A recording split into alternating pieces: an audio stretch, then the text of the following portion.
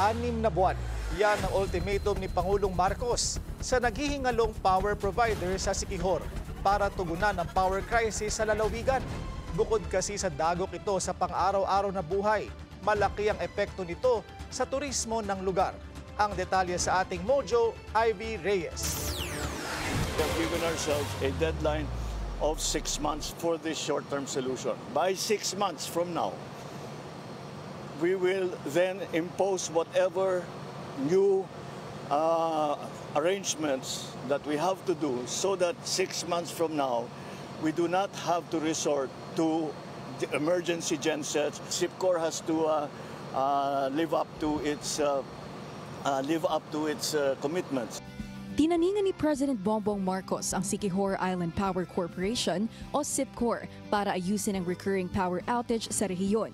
Nitong linggo, isinailalim under state of calamity ang Siquijor for 1 whole year para ayusin ang permanent damage sa mga planta nito.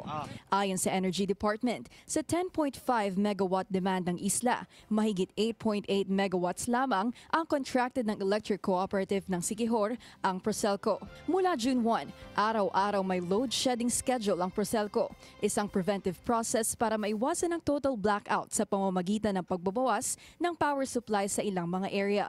Nagkaroon ng sitwasyon na napakahaba ng blackout. Kung minsan yung mga ibang residences, may kuryente sila 2 oras lang, 5 oras lang sa isang araw. Kaya binago na namin yun. So because it is this situation, the people are the ones, the victims of this situation are the ordinary people of Siquijor. Hindi na raw pwede ang patsi-patsing solusyon dahil ang electricity provider ang problemang kailangan sagutin ng SIPCOR, lalong-lalo na ngayong sentro ng Central Visayan Tourism ang Siquijor. Hindi po pwedeng paano hindi bibigay. Hindi pwede. It just cannot be. Sa 2025 ranking ng isang kilalang digital platform, top destination ng mga foreign tourist ang Siquijor. Matatandaan na ng unti-unting alisin ng travel restrictions, 6.2% ang itinaas ng ekonomiya ng Siquijor. Pero sa susunod na 6 na buwan, aasa muna ang Siquijor sa mga inimport na generator set mula Palawan. Para sa agenda, Ivy Reyes, Billionaire News Channel.